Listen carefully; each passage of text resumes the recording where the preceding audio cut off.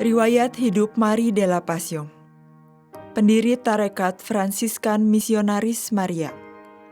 Tahun 1839 sampai 1904. Marie de la Passion dibeatifikasi oleh Paus Yohanes Paulus II di alun-alun Santo Petrus, Roma pada tanggal 20 Oktober 2002 pada Hari Misi Sedunia.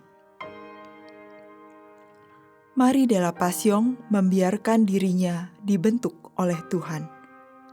Pada inti panggilan sebagai misionaris, ia meletakkan doa dan ekaristi, menggabungkan panggilan kontemplatif dan aktif, penuh semangat dan berani. Dia memberikan dirinya dengan naluri dan kesiapan yang kuat untuk misi universal gereja.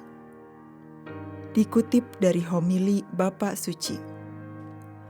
Pada abad ke-19, di Eropa banyak terjadi perubahan yang sangat besar.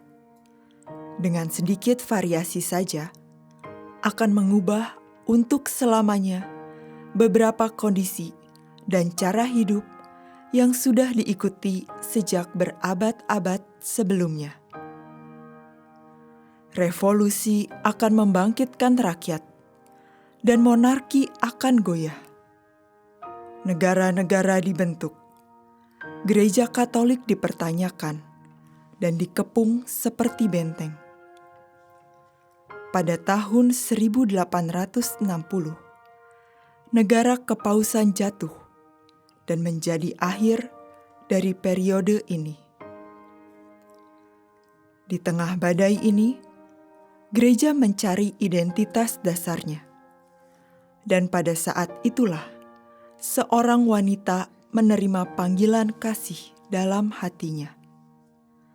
Tanpa meragukan hal itu, ia menjawab, "Inilah aku." Dengan begitu, dimulailah sebuah petualangan yang akan membawanya bersama dengan ribuan putri-putrinya sepanjang jalannya di dunia.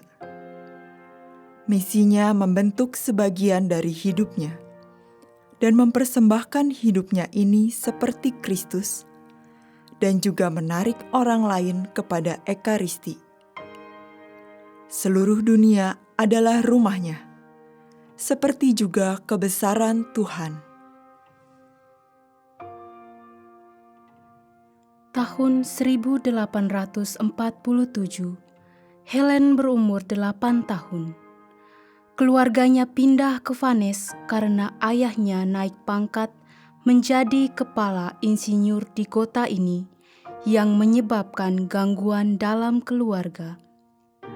Jane Jugan, pendiri tarekat Little Sisters of the Poor, suatu hari datang untuk memohon sumbangan dari keluarga itu.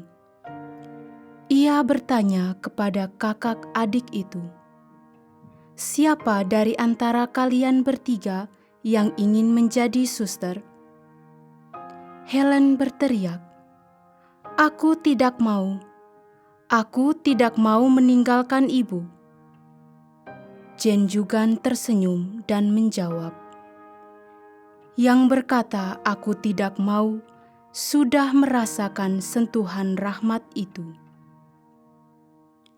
Pada tahun 1850, dipersiapkan oleh kakak perempuannya Martin, Helen menerima komuni pertama. Waktu itu bertepatan dengan pesta tubuh Kristus. Aku merasa seutuhnya milik Tuhan setelah komuni pertama ini. Untukku, ini seperti aku tidak akan benar-benar dirindukan dunia ini, dan aku mohon kepada Tuhan untuk mengambilku sebelum aku dapat berdosa. Di tahun yang sama, duka melanda rumah Chapotin. Pada bulan Oktober, Auril, sepupunya, meninggal.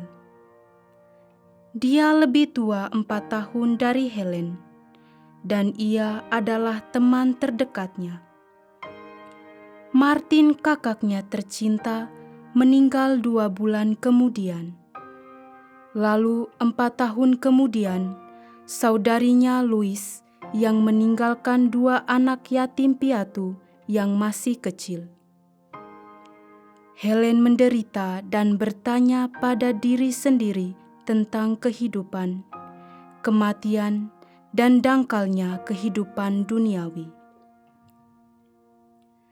Pada tahun 1856, Helen mengikuti retret tahunan anak-anak Maria dengan para suster Hati Kudus di Nantes.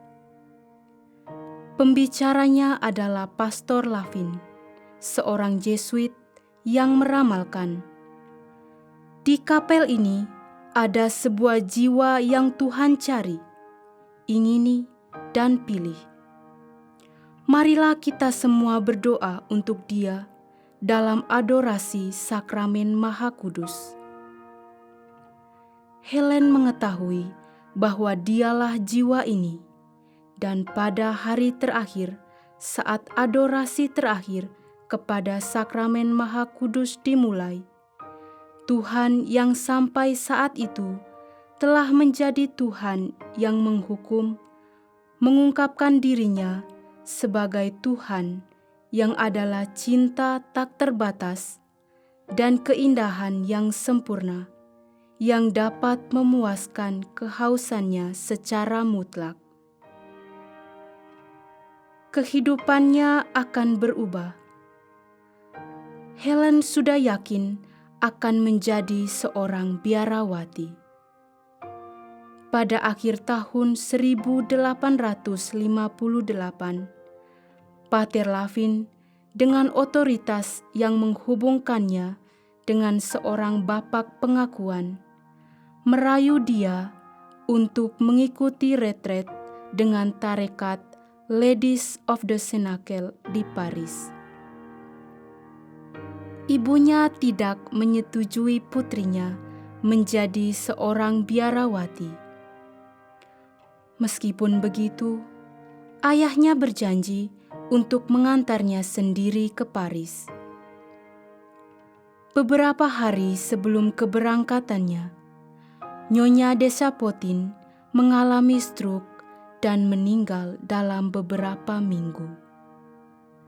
Helen menyimpulkan bahwa kesedihan karena perpisahan dengannya adalah alasan atas kematian ibunya. Rencana hidup Helen seutuhnya berubah. Ayahnya sakit karena depresi berat.